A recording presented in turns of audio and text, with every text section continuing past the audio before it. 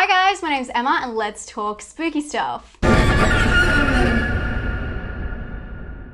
So I'm back again with another list video, and I did not plan this one today. You were meant to be seeing A Quiet Place 2, my Come With Me review, but unfortunately, as you know, it's been postponed across the world, so I do not have that for you. But better safe than sorry. Today I'm going to talk about A24's horror movies. A24 is an independent entertainment company that specializes in film distribution, and TV, and some of their films are just amazing. I feel like whatever they work on is very interesting, and although I don't love it all, it's very different to what we normally see out of the bigger studios. So I went through everything that A24 put out and everything that was labeled as horror. I ranked in this order. We're gonna start with my least favorite and go down all the way to number 1, which is so good.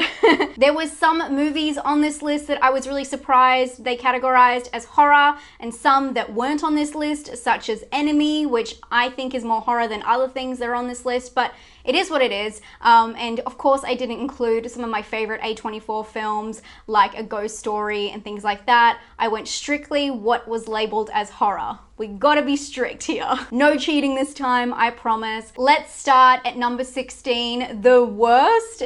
The thing is with this list, there's no really bad films, but this one is considered my least liked A24 horror film, and it is The Monster. Starring Zoe Kazan, this drama fantasy horror is about a mother and daughter's rocky relationship that is challenged when they must confront a terrifying monster while broken down on a deserted road. I think I reviewed this film like 31 Days of Horror ago, and I just didn't click with it. It didn't feel like there was much to the story, and although I do like a simple story, I felt like it fell kind of flat and felt more like a short story to me, but that's why it gets this place. Next is a film that I had to watch in order to say that I'd seen every single one of these films, because one was missing, and that is High Life. For me, this one was very unexpected. All I knew going in was it was a space drama thriller starring Robert Pattinson and Mia Goth, but the story is far more complicated than that. This one follows a man whose past mistakes lead him to become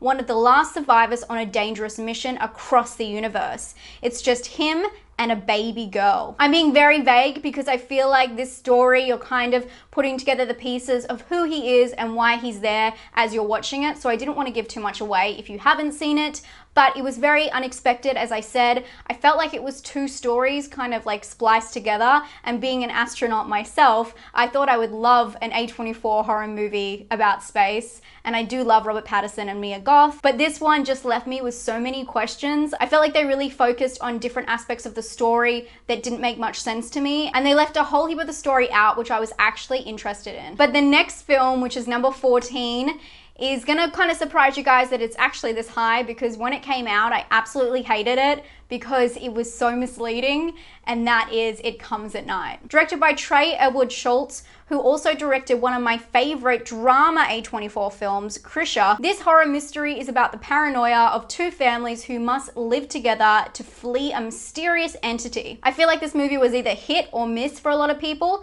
The marketing for this one is what really got me and really left a bad taste in my mouth. The trailer kind of shows the most interesting parts of the movie, and it really made you think that there was going to be more to it, answers maybe, and there weren't. And I'm totally okay with not having answers and having an ambiguous story, but for this, I felt like I was kind of steered into the wrong direction, thinking we would find out things like It Comes at Night. Like, what is it? I do think I need to watch it again, knowing what I know now. I do personally believe it's best to go into movies completely blind, but this one I just couldn't take to. But my number 13 is something very different to It Comes at Night. It's Life After Beth. Aubrey Plaza plays Beth in this offbeat horror comedy about a man coming to terms with the death of his girlfriend.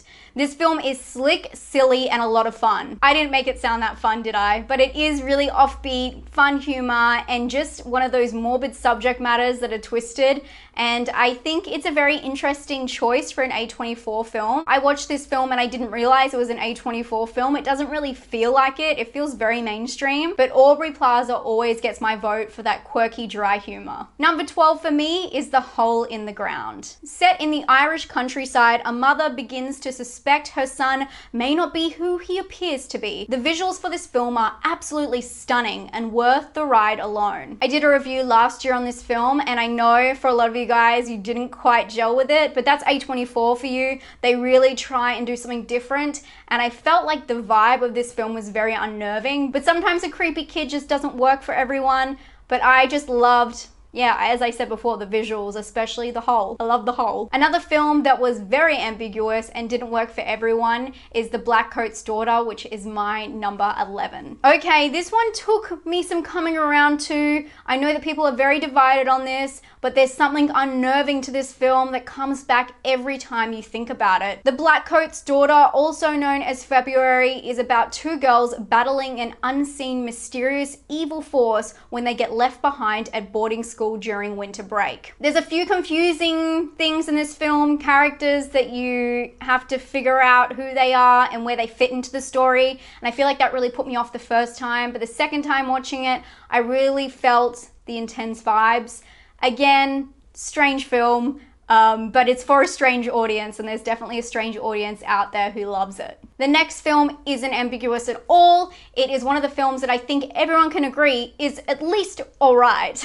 It's Green Room, which is my number 10. This one is the definition of a nail biter. Starring Imogen Poots and the late Anton Yelchin, this tense thriller takes place at a neo-Nazi skinhead bar, where a punk rock band has to fight for their lives after witnessing a traumatic event. This one had me on the edge of my seat. I think that it works for two main reasons. One, I love when a horror movie is set in one kind of set for majority of the film. That claustrophobic, stuck in a room, not knowing what to do is awesome, and I think it really works for tension building. Number two, I think the situation is so realistic. It's not one of those horror movies where you're telling someone not to run up the stairs, and because you're in the small room with them, you really feel like you're going through the motions at the same time, and you can really feel those instincts kick in. Number 9 is a very interesting film. As I've said for most of these, people are very half-half. You either love it or hate it. And In Fabric, I tell ya, is no different. I reviewed this one not too long ago, and I know it's not for everyone. Labeled as a comedy horror, the movie follows the story of a somewhat cursed garment that is passed from person to person while revealing the strange story of the department store it came from. I find this movie very witchy and just like a weird ride. It twists and turns where you're not expecting it to. And as long as you're open to where it takes you, I think you'll have a good time. But if you're looking for structure, it ain't it. But you know what else is witchy? My number 8 spot, The Witch. This is the famous Robert Eggers drama horror mystery starring Anya Taylor-Joy. In this period piece, a family is torn apart by forces of witchcraft, black magic, and possession. This is a film that I feel like gets better with each watch. Even though there's a great grand reveal, I feel like when you kind of take apart the film and look at the different layers, you can really appreciate what they've put together and what they're trying to convey in the script. The first time I watched it, I was a little bit confused how I felt, and it definitely took to my second or third time when I really liked the film. But Anya Taylor-Joy is amazing in this role, and she has some really iconic quotes. But right after that, my number 7 spot goes to another Robert Eggers film, The Lighthouse. The Lighthouse, what can only be described as the wildest ride of your life and an attack on all of the senses. Starring Robert Pattinson and William Dafoe, this magical, mythical creation is a look at the strange relationship between two lighthouse keepers while they're losing their sanity in a remote and mysterious lighthouse. Why'd you spill your beans? This film is so iconic, and it became so iconic so quickly. I love everything about it. It is strange, it is stirring, and it is a roller coaster. I really didn't know what to expect when I went in to watch it, and I still am floored. Not for everybody, but William Dafoe, he is a treasure. My number 6 spot goes to Under the Skin. It's Scarlett Johansson like you've never seen her before, as a mysterious creature that lures men around Scotland to their demise. Visually, this film is brilliant, and it's a strange mix of reality and sci-fi. Many of the scenes were improvised while the rest were meticulously planned out. In fact, the film took almost 10 years to be made, with the script ever changing, and at one time, Brad Pitt was meant to be involved as an actor. We're into the top 5 now, guys.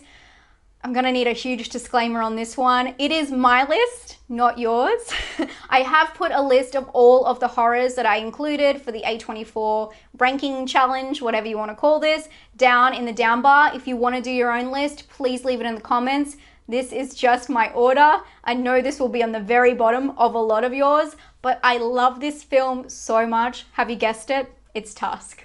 This is Kevin Smith's wild ride about an arrogant podcaster played by Justin Long. In this one, he gets more than he bargained for when he travels to Canada for an interview. The movie is wacky, and many of my good friends hated it, but it remains one of my favorites. You have to respect my honesty here, guys. I could have put it at the back and pleased you all, but I love Tusk so much. The body horror, their kookiness. I love this kind of comedy. It is so strange and so perfect. And when they paired the song Tusk with the movie Tusk, it was just magic. Every time I hear Tusk now, I think of this movie. I love it so much. I know. So let's move on to another love-hate situation. I feel like I'm saying this every single film, but they really are very divisive films. This is Climax. Drama horror Climax left people traumatized or just plain angry. For me, I was hypnotized by this simple, twisted story of terror. In this movie, a group of dancers are rehearsing on a winter's night when they are spiked by an unknown amount of LSD. The angles, the lighting, the dancing, the music, the feeling, I felt like it all came together in this perfect, chaotic marriage. Again, not for everyone, but it's beautiful to me and it really made me uncomfortable, and that's what I like about film. Top 3 now. Can you guess what's next? Midsommar. Midsommar is one of those films you need to watch multiple times to appreciate all of the intricate details and the subplots involved. Directed by Ari Aster, this movie created a huge stir last year for its shocking moments and terrifying conclusions. And what begins as a look into another culture soon twists into a living nightmare. I was shocked by this film, as you all were. It was not what I was expecting, and I had a very interesting reaction to it, which if you saw my Come With Me review for it, you would know. I was quite like soothed by it. I felt like it was a lot of soothing music, and I don't know, I loved it. I love Sweden though, I just love Sweden. But like everyone else, I was completely shocked at that first intense scene. You know what I'm talking about. That was something else. It was brutal. But I do think, again, this film needs 2 watches to really break down all of the elements. There were things I missed in the first. It's just such a detailed, intricate nightmare, and I love it. So the second best A24 horror movie is Hereditary. I bet you thought that it was going to be number 1, didn't you? As you can see from my background, if you didn't know, this is Hereditary poster. That's Charlie. It's very close up. I am obsessed with this movie. Certain scenes from this film are burned into my mind. It really set a new standard for horror that was not introduced by the film, but it was cemented by the intense dread that the film brought forward. To say the least, in case of spoilers, the film is about a grieving family who are haunted and forever changed by disturbing events. I know I'm very vague. I'm good at that. The film's ride is like none else, and if you say that you knew what was coming, you're lying, because no one knew what was going to happen in this film. The director really wanted to set up a film where you think you're watching something and then the floor gives way, and that is what this film is. And of course, we can all agree Australian actress Toni Collette's performance in this film is just jaw-dropping. So here we are at number 1.